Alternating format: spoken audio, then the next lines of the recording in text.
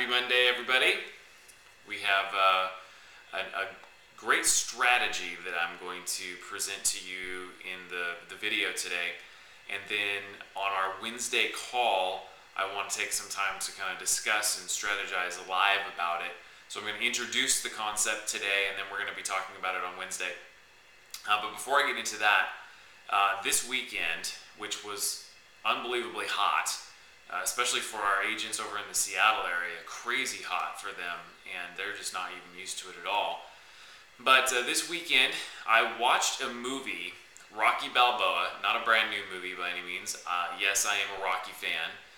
Not a big enough Rocky fan to have watched it when it came out 5 years ago, but love Rocky, love the way he kind of touches the core of humanity and really gets to just an inspiring character for all of us, I believe, if you take some of the pieces of that character in the movie. There was something that he said that struck me, and I wanted to share it with you this morning and make that kind of an inspiring thing for you this week. But there was a scene where he's talking with his son, and his son is frustrated and angry at him and at life, it seems. And Rocky really goes after him and says, you know what, it's time to stop making excuses, and it's time to stop blaming other people for your problems. And he said, life hits hard. It hits harder than me, it hits harder than you, it hits harder than anybody. And it doesn't matter how hard life hits. What matters is how hard you can get hit and keep moving forward. And that really hit me, because it's true. No matter what you do in life, whether it's sell real estate, negotiate short sales, work at a bank, I don't care what you do in life, life is going to hit hard. There are going to be things that hit you. Sid Field calls it resistance. And there is going to be resistance in your life. But what really matters is how hard you can get hit, how much resistance can come against you, and you can keep your forward momentum. So this week, whatever life brings you, whatever roadblock and resistance you run into, just remember, how hard can you get hit and continue your forward momentum? That's what's going to define your success, and that's what's going to define you moving to the next level in your business and in your life. So with that said, let's jump into what we're talking about for short sales today. And we're going to be talking about pricing and multiple offers. A couple weeks ago, I sat in a meeting with an agent, a very successful real estate agent out of Phoenix, Arizona, who does a lot of short sales. Her team does close to 100 short sales by themselves, or at least currently have about 100 short sales that they're negotiating on their team. And she had shared a pricing and multiple offer strategy that it's very, very similar to what we have taught in our Excite Price system, with a couple of different tweaks. And what I want to do is bring, again, kind of the concept out here, talk about some pros and some cons, and then Wednesday I want to really dive into how to practically apply it for those of you that feel like it might work for you in your market. So the basic is when she receives offers at the beginning of a listing, so she agrees with our Excite Price system of bringing, starting mid to low, where you have comparable sales and properties, even though you may or may not get offers at that price. Not doing the fire sale approach. And I think most experienced agents in short sales understand that the fire sale approach just is counterproductive and doesn't get what you need.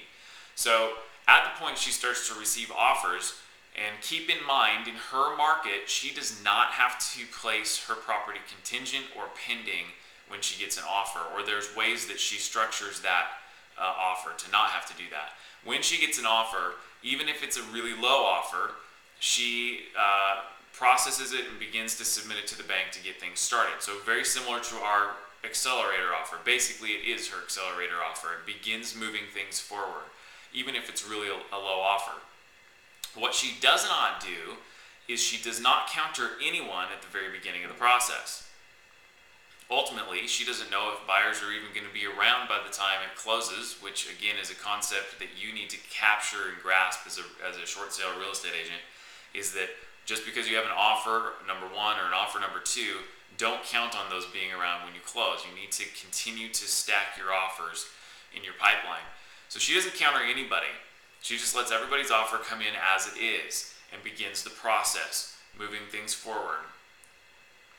Then when she gets an approval from the bank, she does what she calls final and best to everyone that's currently around. So what she does is calls everybody that she's had an offer on and says, hey, is your buyer still interested in the property? If so, I need them to come in with their highest and best or final and best offer for us to present to the bank. The approvals come in, and the bank is approving the short sale, and we need the highest and best offer that your buyer can do. So she does that to everybody. Basically, she does a big, huge blanket counter at the time that the bank is creating the approval letter. Then she can select the highest and best offer and most favorable to her seller, present it to the bank to get the approval letter and close. So here's some pros and some cons. Some pros, obviously, you can potentially keep some buyers on the hook longer if you're not countering them at the beginning, simply because you're not potentially frustrating a buyer with multiple counters. Anytime you get another offer in that's higher, going back to everybody saying, hey, can you up your offer because I got a new offer at this price. So you wait basically until the end of the process to do that to everyone at one time. So that could potentially create contention with a buyer if you're going back to them multiple times saying, hey, there's a better offer, do you want to up your offer price? Waiting until the end and doing it one time. Second pro is that the highest and best offer is the one that actually gets approved, rather than working a specific offer because you have an approval with that offer, just taking it rather than looking at any other offers that might be in line. So, and again, remember, the bank does not own the real estate. So the seller can determine what buyer and what price they want to sell the property at. They do not have to present every single offer that comes to them, because those offers may or may not be favorable to the seller, and the seller is the one who owns the real estate, and the seller is the one who decides who they're going to sell it to. Okay, some cons. If you get a low offer early in the process and you haven't really worked your excite price system, a potential con is that a BPO can be triggered and happen before you get down to a price that's realistic. Now, she agrees, even after that early process or early offer is received and the process begins, that she keeps stair-stepping her price down. Remember, she does not have to put her property contingent or pending on the MLS, so she can continue to kind of zigzag her pricing even while the bank is processing that listing. So I really think that this strategy is primarily applicable if you can, in your market, have a way, or you can come up with a way that you can keep your property active on the MLS while these offers are moving forward. Another potential con is time to adjust the approval. What that means is, once you get an approval letter, so there's the first offer that you're working, and let's say the bank actually approves that offer. Well, if the bank approves that offer and then you go back to everybody and say highest and best, then you're going to have to submit potentially a new offer to the bank, and it could take a couple weeks for the bank to revise their letter and get it approved. I know it sounds ridiculous, especially if it's a better offer, but sometimes that's just how it works. The banks are very busy. They have to get approvals from certain investors or management or someone to sign off on getting a new approval letter.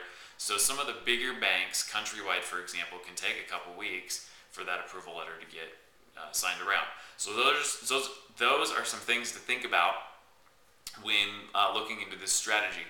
And again, on Wednesday, I want to talk a little bit more about this practically, how it would apply to you in some of your specific markets, and make sure that this is a strategy that you use properly. So anyway, I'll talk to you all on Wednesday for our strategy call for this month, and have a great week. And remember, it's not how hard life hits, it's how hard you can get hit and keep moving forward. All right, I'll talk to you soon. Bye.